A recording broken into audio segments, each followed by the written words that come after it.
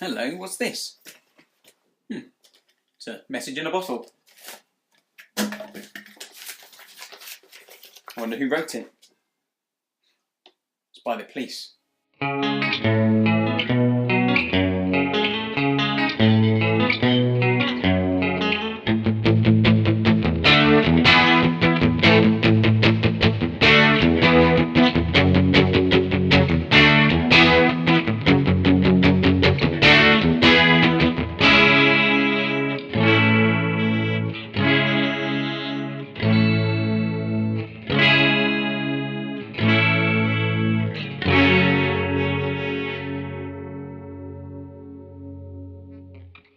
Hi guys, it's Paul from Crowborough Guitar Tuition, and this week we are looking at Message in a Bottle, and it's a really fun one to play. Might be a little bit of a stretch for you if you're just starting out and your fingers aren't used to kind of getting so wide, but it's a really good one for training those fingers to get a little bit wider. So let's have a look at how we play this song. So we're going to start off with our first finger. What we're going to do first of all is we need to get our thumb on the back of the neck for this, because you might find that your thumb gets quite tired during this song, takes a lot of the weight during the whole thing, but that's good. Rather it on your thumb than on your wrist.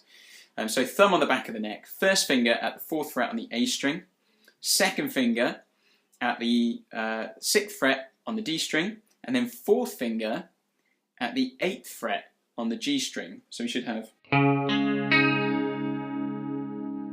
So you want to try, if you can, to have that 4th finger up on its tip. Maybe if you're just starting out, temptation will be for it to come in quite flat. We want to try and get it up nicely arched and coming in on its tip, if possible. And all we're doing when we play this this riff is we do... Then we move that same pattern. We're going to keep that same shape of 1st, 2nd and 4th finger 2 frets apart on 3 different strings. We're just going to move it around the board. So we're starting there, and then the next time we move it over to the 5th fret on the E string, starting there.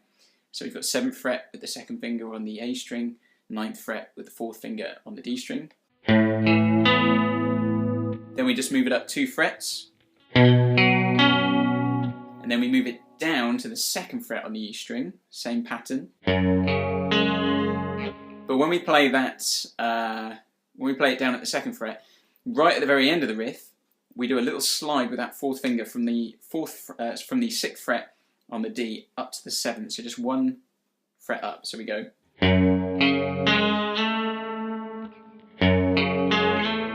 So if I try and do that slowly.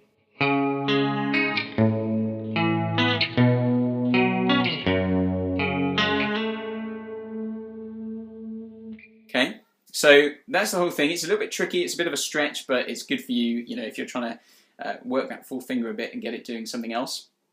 Then in terms of the rest of the song and the chorus bits, basically we've got a bit of an A major chord palm muted at the 5th fret, the root on the 5th fret on the E string. And then we've just got a D bar chord and an E bar chord with their roots on the A string.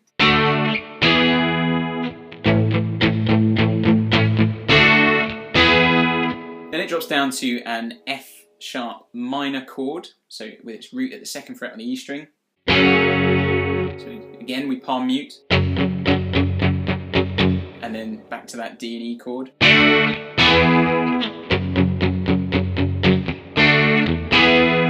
And then we've got a C sharp minor with its root at the 4th fret on the A string to the A chord. So that's when Sting is singing Message in a Bottle. And then that last time it drops down to an F sharp minor. Then it goes back into the riff. Apart from one time, I think after the chorus, it plays that F sharp minor, and then Andy Summers does a little kind of, just arpeggiates a bit of that chord. So you can do something like that. I don't know exactly what he plays, but I don't think it's that important. You can just riff off of that F sharp minor. In terms of the sound, if you want to get that the kind of Andy Summers sound, he's using a flanger effect, which for years I thought he had a chorus tone. It is a flanger from what I understand. So if you've got a flanger, you can use that. If you've got a chorus, just use a chorus. It sounds very, very similar. I'm just using chorus at the moment, and to be honest, it sounds fine to my ears. Most people listening are never going to know. There's a couple of other parts in the song, just some lead lines that play over the outro. Just grab yourself the kind of minor pentatonic scale and ad-lib a bit over the top. It's an opportunity for you to be a bit creative with it. But apart from that, that's the whole song. There's not much to it. So a really great one, lots of fun, good workout for your fingers, getting them all stretched out, and people would love to hear you play it as well. So enjoy playing that, and I'll see you next time. Thanks very much. Bye. Hi guys, thanks for watching. For more guitar tips and video lessons, click on the subscribe button down below, and let me know in the comments what songs or video lessons you'd like to see. If you want to keep up with some of our news, you can like us on Facebook or follow us on Twitter, or you can always check out our website, crowboroughguitartuition.com.